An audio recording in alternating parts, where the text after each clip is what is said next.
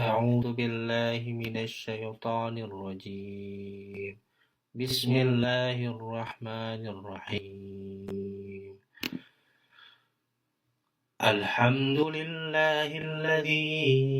أنزل على عبده الكتاب ولم يجعل له عوجا قيما لينذر بأسا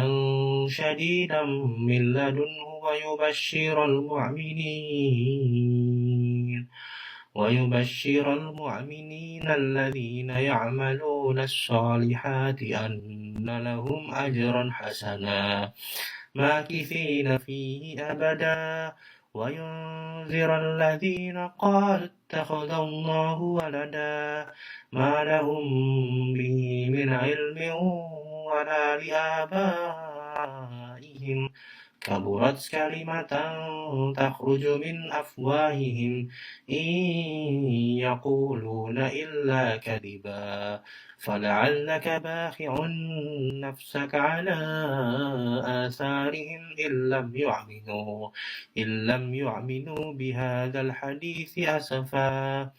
إنا جعلنا ما على الأرض زينة لها لنبلوهم أيهم أحسن عملا وإنا لجاعلون ما عليها صعيدا جرزا أم حسبت أن أصحاب الكهف والرقيم كانوا من آياتنا عجبا إذ أوى الفتية إلى الكهف فقالوا ربنا آتنا من لدنك رحمة وهيئ لنا من أمرنا رشدا صدق الله العظيم.